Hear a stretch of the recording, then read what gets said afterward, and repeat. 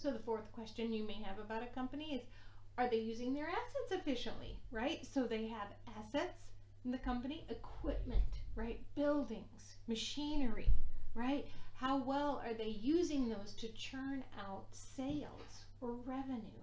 So one of the ways that we can look at this is, even though you may not think about it this way based on my examples, is the accounts receivable turnover. But really, you know, my accounts receivable, right?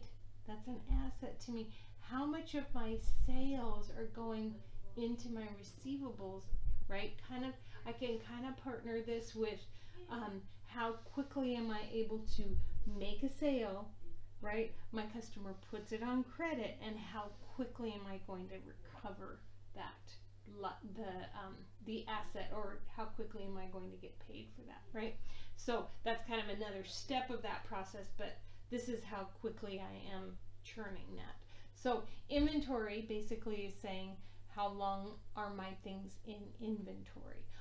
Obviously I want my accounts receivable to be turning over fast, right? I want to be collecting that money, and I also want my inventory to be turning over fast. I don't want to hang on to things for a long time. You can imagine companies that particularly were in retail when COVID hit, they were probably, you know, had one turnover ratio, and then after COVID hit and after everybody kind of is, you know, was in that mode, their inventory turnover was probably much different. Okay, fixed assets, how quickly or how well are they generating sales from the fixed assets they have? If I'm a manufacturing company and I have quite a few assets, well, does that really equal sales in the long run? Wouldn't you want to know that? Or do you just have a bunch of fancy machinery that you're making goods and you're not selling them? Okay, so that would be another thing. So so the fixed asset turnover is how fast they're able to generate sales, and this is the efficiency of using those assets to generate those sales.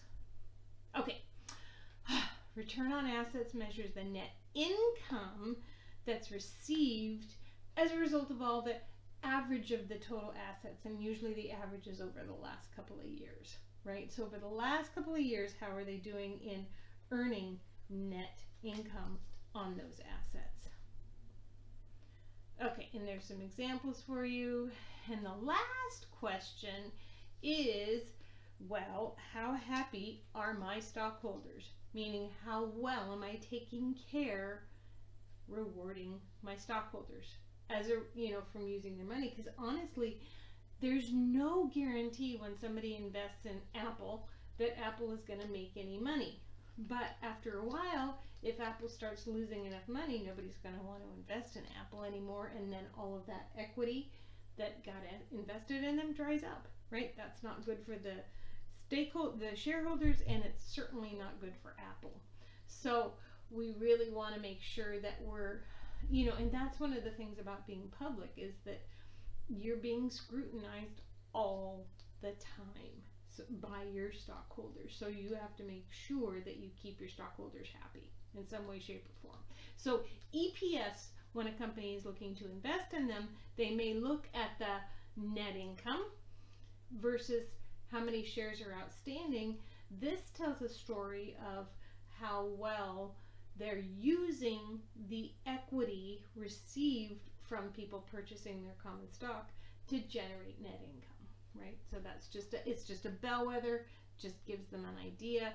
Dividends per share, if you happen to be a dividend seeking investor, you're going to want to know, based on how many shares are outstanding, how many dividends they've paid, right? So that's for each share of common stock that's out there, what the dividends were.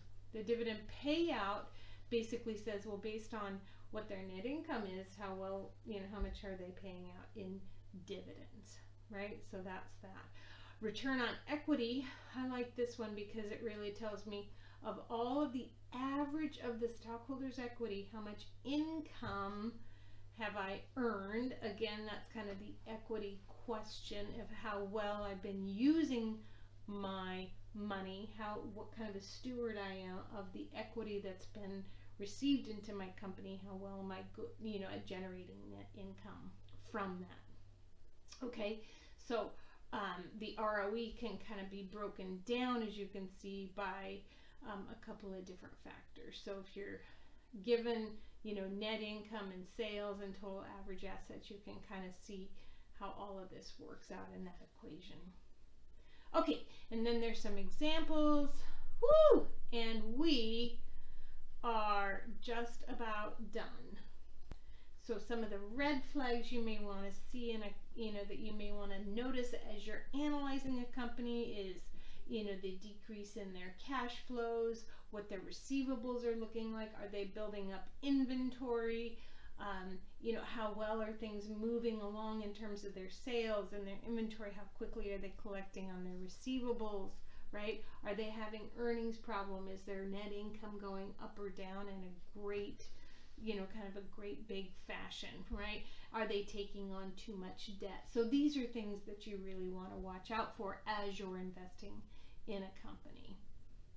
Okay, so there are a couple more here, and I will just let you read through these because they give you an example of a couple of more ratios just as you're looking at investing in a company, right?